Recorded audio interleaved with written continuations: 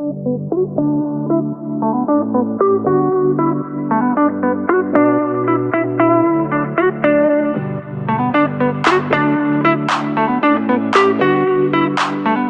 welcome to the Thrivecast. It is a production of the Thriveal organization, and Thriveal has been around, going strong for almost 15 years, where firm owners come from all over the world to build community and grow and build their firms together through our programs, events, education, and conferences. And we want to say thank you to Bill. They are a sponsor of the Thrivecast and have been for many years. We're actually a 15-year user of Bill in our firm. So thank you, Bill, for helping us as we deploy Bill into a lot of our controllership and CAS work with our clients all across the country. Thank you, Bill, for being a sponsor of the Thrivecast. Hey, everybody. Welcome to another episode of the Thrivecast. This is pretty exciting. We've got some special shows as we're wrapping up this podcast that we've had for 15 years. We're coming to a close of 15 years. And Lauren Day, our general manager in Thriveal, had a great idea to talk to some people that Julie and I have done some consulting and coaching with, because there are some amazing stories of the people we work with. And I'm really excited for you to meet my guest, which is Grant Niman. So Grant, welcome to the Thrivecast, man. It's good to have you.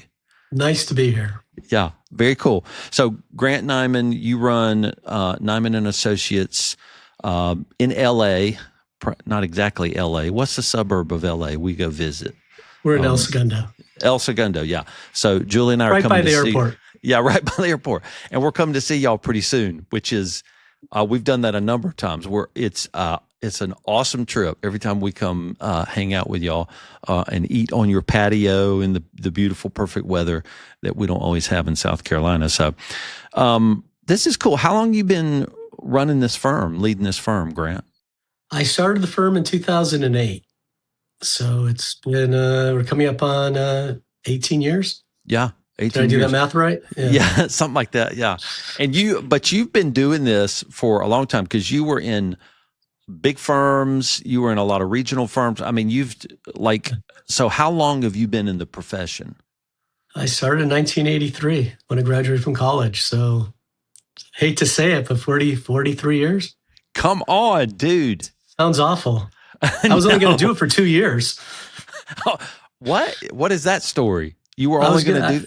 I went to college. I got an economics degree, and I said, well, maybe I'll take some accounting classes because that's a good business basis. And then I went to work for PricewaterhouseCoopers. I said, well, I'll get my CPA, and then I'll go find something else to do.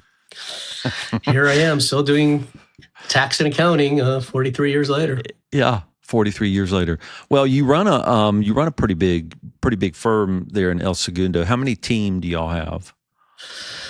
Do you know? Somewhere around 45. Okay. Yeah. And y'all do some amazing work with a lot of Hollywood stars, or that's one of your niches, one of your many niches. We do business management. We serve family offices. We do a lot of estate and trust work, and all wrapped in a kind of tax umbrella. Yeah. Very cool. Okay. So we don't do any traditional attestation work, audits, reviews, compilations. So yeah, that part has sailed into the sunset for me. Yes. Us too.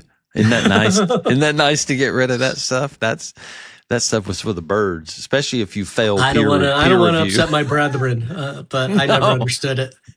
I know, dude. I'm the same way. Cool.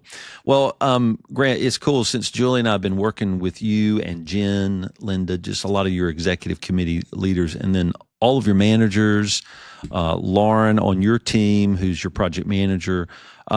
Y'all have grown and changed so much. The way y'all lead is really, especially you, Grant, just a very heartfelt leader. You're deeply, deeply committed to people. Those are ways you've probably influenced us and shown us how to do that.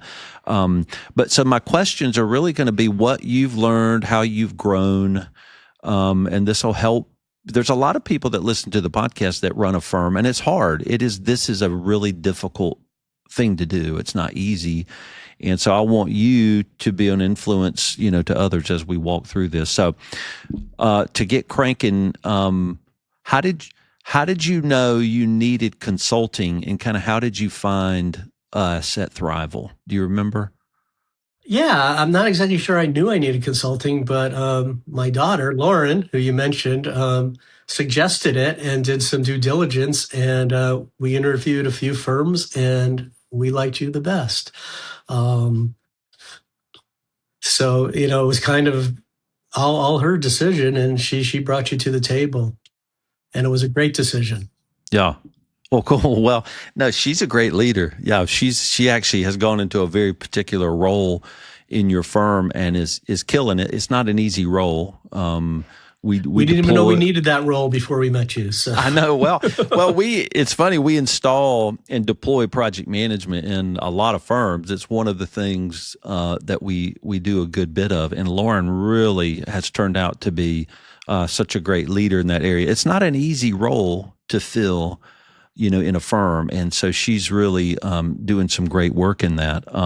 So I'm not surprised she's the one that did the due diligence. But one of my questions is, when we were laying out consulting together, one thing we have to figure out is what are we going to solve? Do you remember, or can you summarize what was that silent pain point for you? When Lauren brought it to you and you knew you needed to do it, what was the pain you think you were probably going through that said you need to do this? My head was going to explode because Yeah. I was still running the firm as if we were an 8-person, $1 million firm. And as you mentioned, we're over 45 people now. So it wasn't easily done to keep all my hand in all the barrels. So it was getting to be sleepless nights and worrying about everything. So I knew I needed help, and that's how we came to be with you. Yeah. Yeah. And I think that's traditionally, especially a leader like you, where you want to be with people, you want to lead people, you like to be one-on-one with your team. You really want to be with them. And so it seemed you made a lot of decisions about keeping more of a flatter organization, really leading every person. And of course, we've installed a lot of structure and layers, accountability charts and things like that.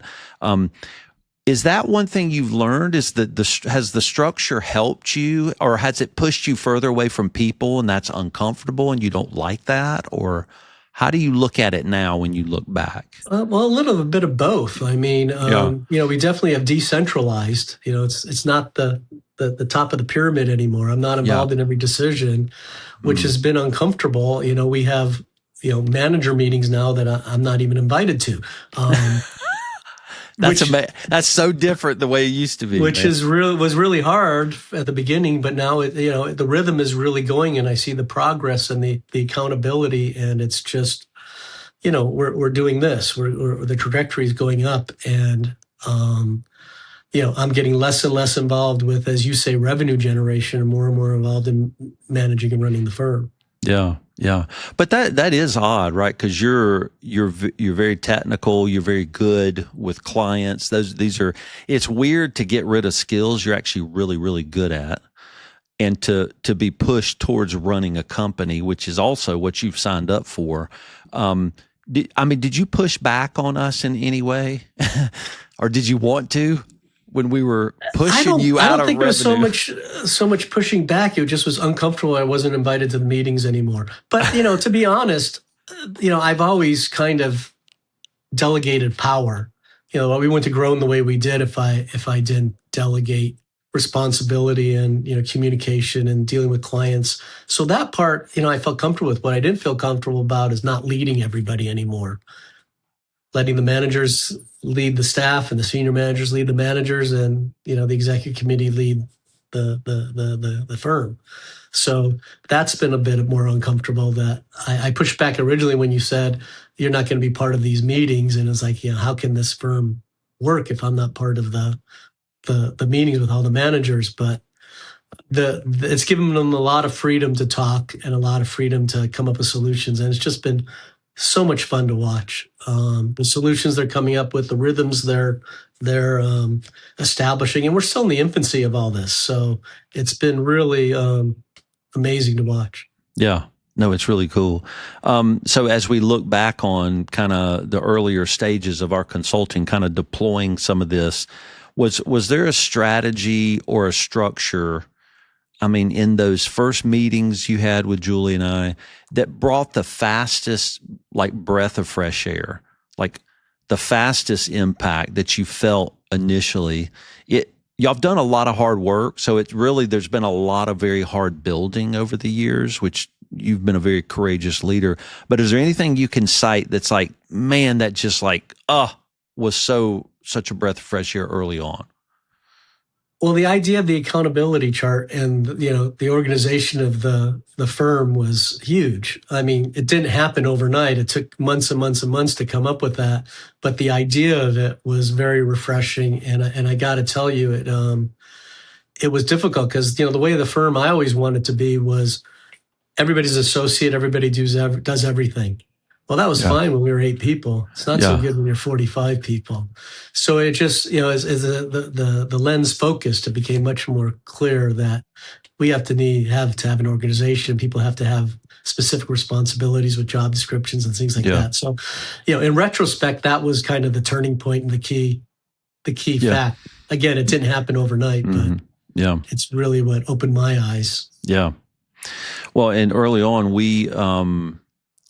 the first thing we do a lot of times in consulting, depending on the size, is we'll install a firm transformation team. And because a firm your size, Julie and I need a group of people that have the power and authority to go through this process, right? Because there's going to be a lot of pushing and working. Of course, the founder has to be on there. Man, you chose a great team. That team, it took a couple of iterations, right? And even now you can look back and go, you never know, was that right? But it was such a right team. What was that hard to pick that team?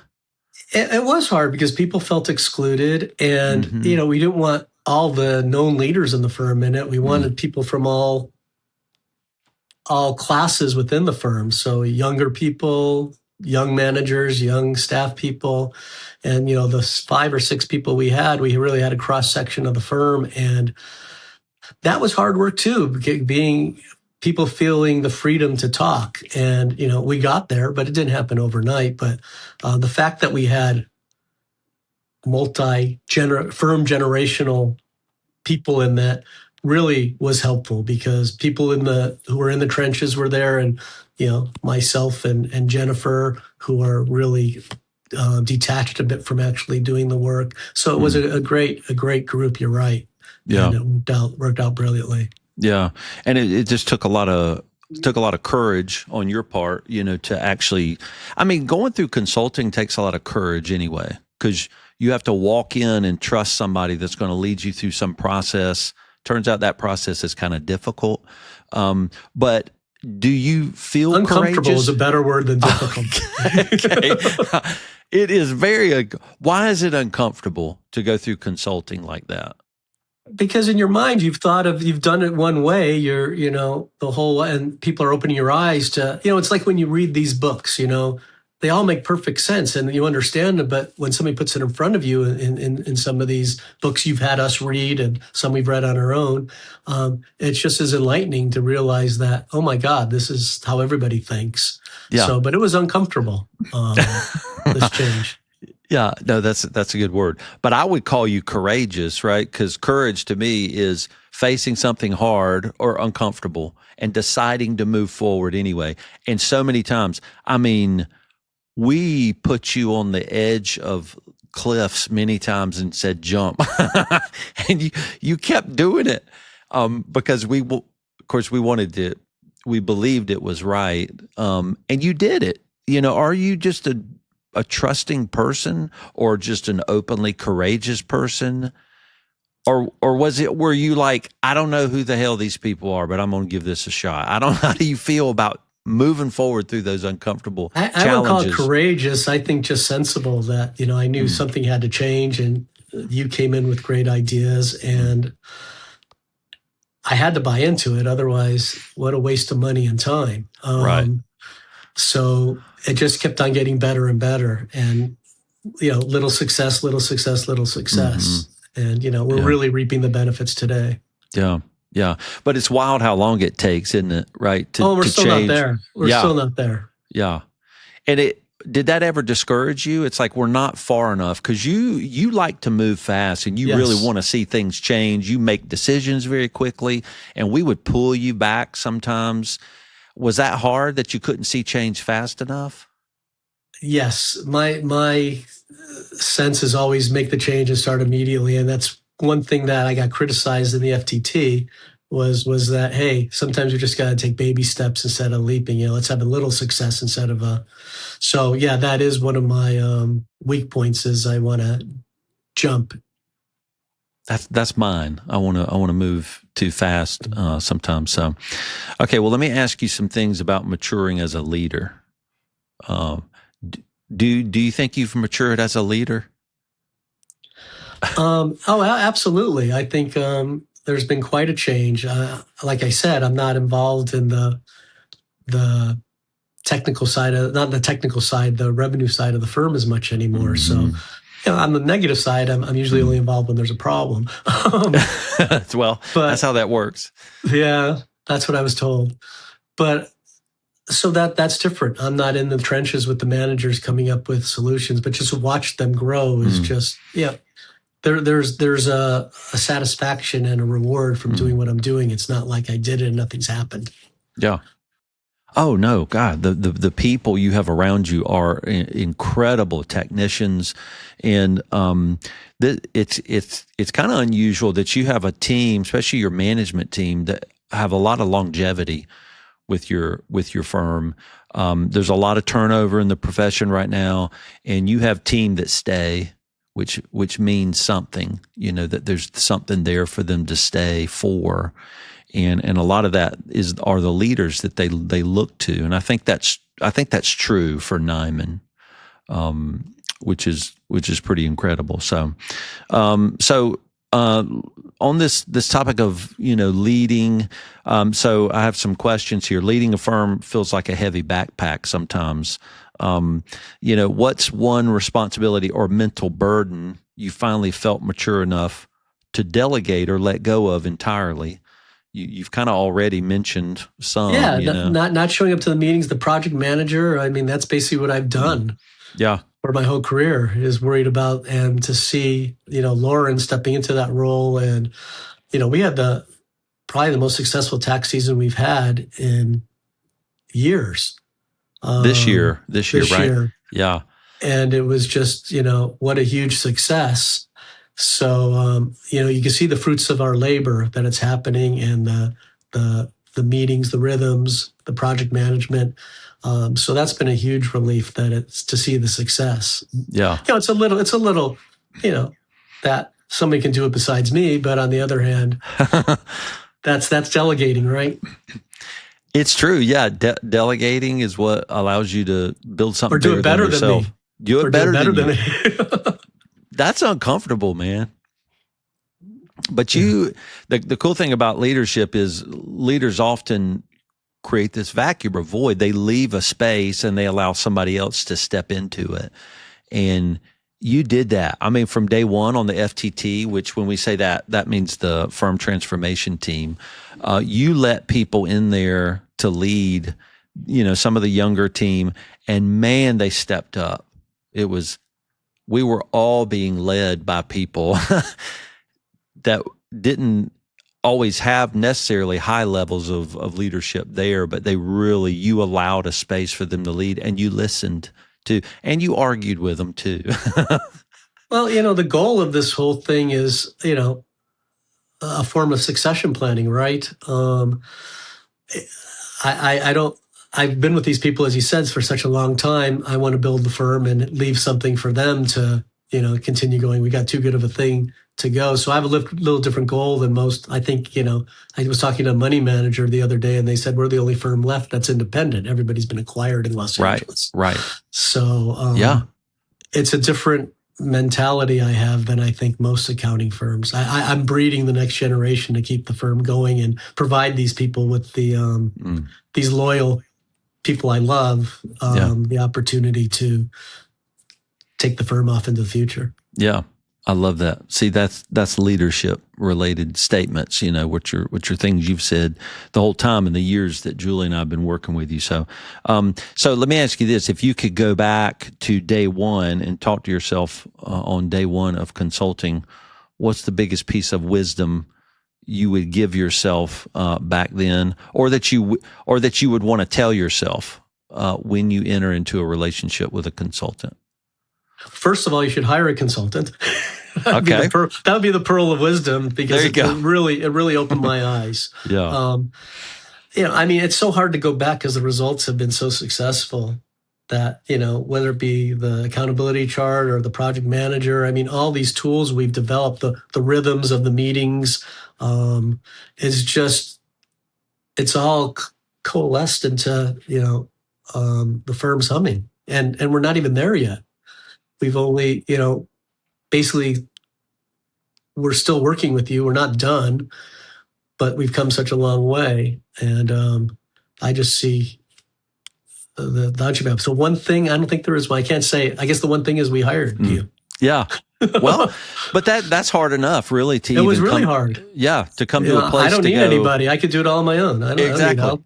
That's right. Yeah, and that's a pretty common human thing, especially for leaders like you. It's like, well, why shouldn't I be able to figure this out?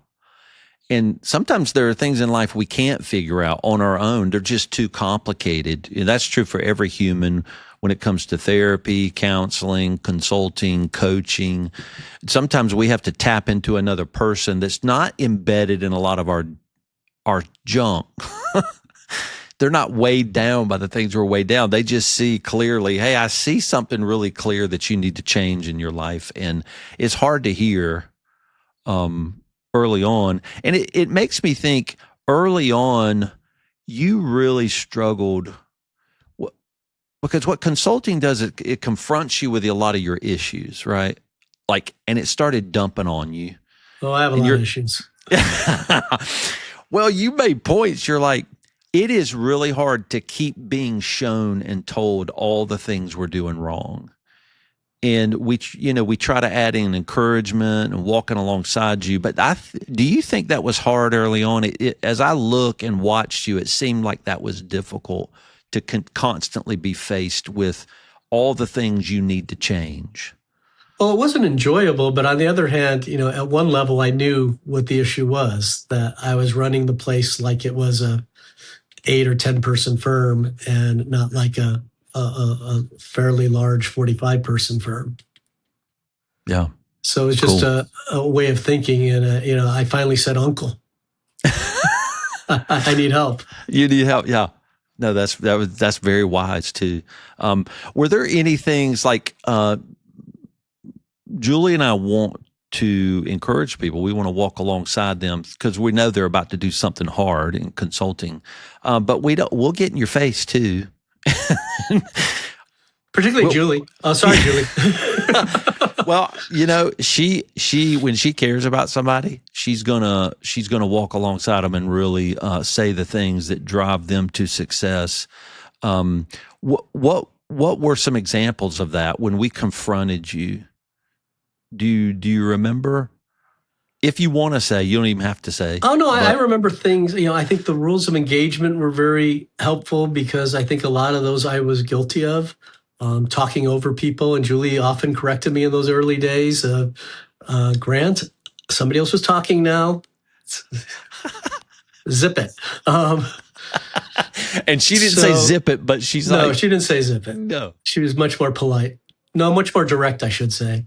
So, it's nice to have your faults pointed out, and those rules of engagements are something that we're living by. And I think those really opened everybody's eyes, including mine. Yeah. Well, yeah, we had to come up with rules of engagement. Like, we're going to all agree in this room. This is how we're going to show up in the room, how to participate. We're just trying to freaking learn how to communicate better so we can actually build a firm different. It takes a lot of communication and trust. Yeah. And so we had to just set up some parameters by which we all agreed to work. And I think y'all really did a lot of that work. Yeah. So the communication is hard, a lot of times. But it does take a lot of directness, to drive people towards some change. And it's weird on the consulting side. We've run firms too, and it's hard. It's been hard on us too. So we're actually helping people a lot of times do the things that maybe we're working through in our own life. That's super weird perspective from the consultant. But that's just the vulnerability of walking into a space going, hey, we don't have this figured out, but we know this works for people we work with. Yeah. So let's do that. And you always were open. You were always open to being confronted. You were. You listened. And so I think that has a lot to do with trust.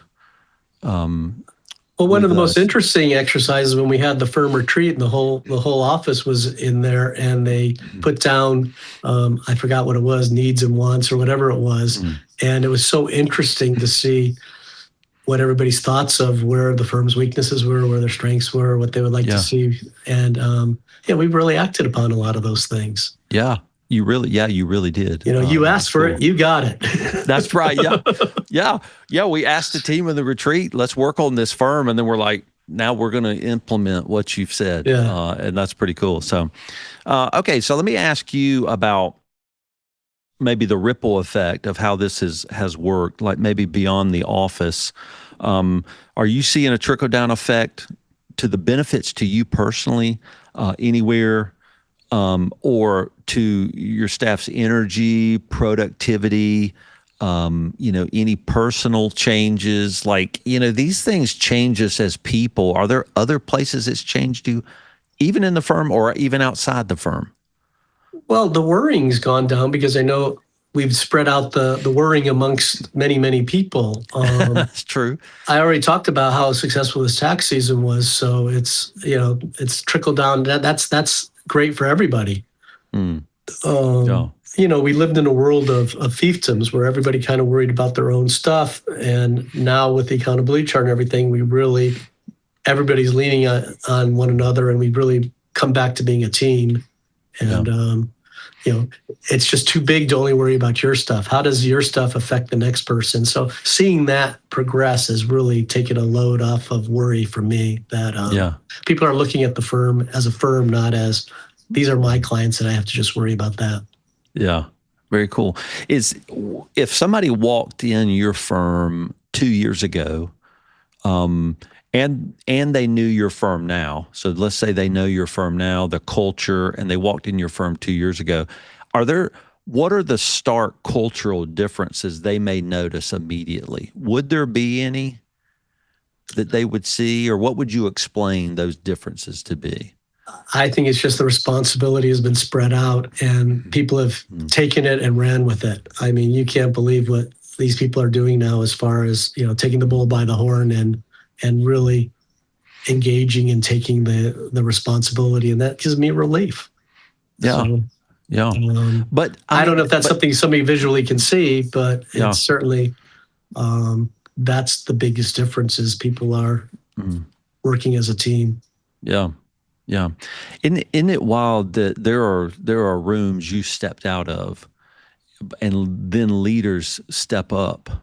Yeah. And that really, it doesn't say anything about you as a leader. It says you're such a strong leader, there needs to be room for other leaders. Does that feel bad?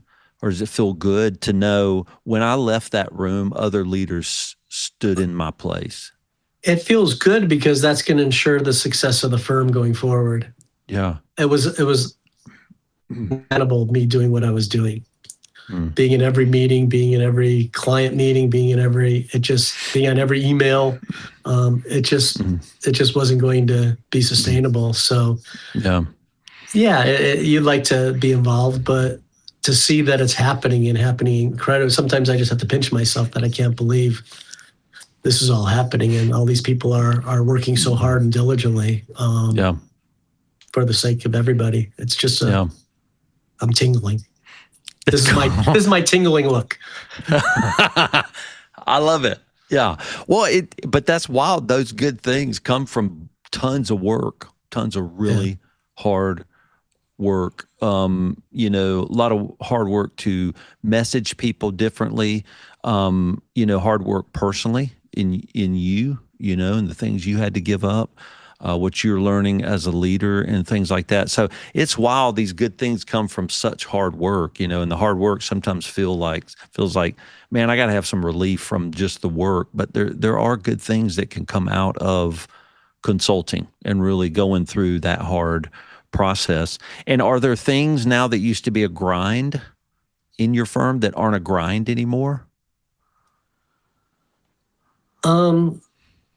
Just again, I'll go to busy season. The flow of work is going much better. Things that we didn't think were possible when it comes to check runs, financials. It just there are rhythms now. We still have some work to do, but it's pretty cool. Nobody wants to let down anybody else, and when you have these meetings, which I'm not invited to, I think nobody wants to disappoint anybody. We have such a good group, so I think that's holding everybody accountable, and it's fun to watch. Yeah, very cool. All right, well, as we wrap up,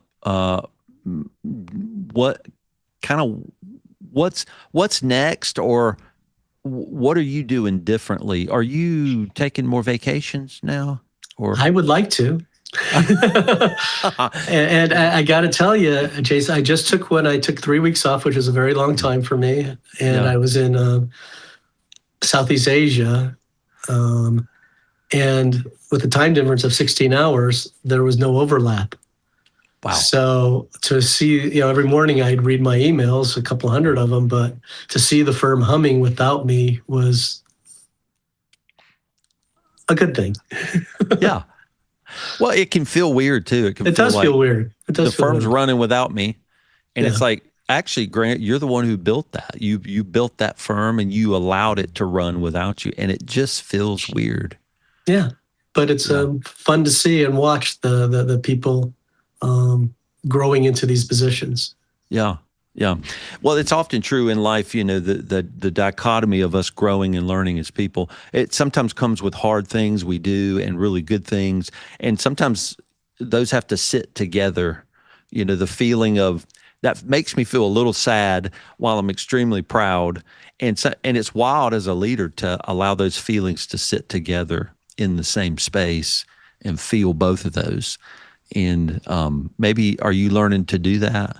Oh, yeah, absolutely. Absolutely. Again, with success comes more and more rope, I guess you would like to say, right? Yeah. So it's I don't want to blow that everything's been, pie in the sky, but, for the most part, it's going like this, with a few dips here and there. But, if you go where we were 2 years ago, where we are today, it's a completely different firm. Yeah. Yeah. It's amazing what y'all done. Okay, well, what's next kind of in the future, even if you were to dream of what you want the firm to become over time, do you know what that is? It's funny. I've never known. Yeah. It just happens. I had no idea. I was happy with 8 people. I was happy with 10 people. I was happy with 20 people. I'm happy with 45 people. So I think we'll just continue to do good work and keep on, growing at the right rate. And the best thing about being successful is, we don't have to go searching for clients, and we can be a little choosy on the clients we accept. So it's a nice position to be in. Very so we'll keep doing that organically, and who knows what tomorrow will bring. Yeah, I love it. Well, cool. But we got the engine.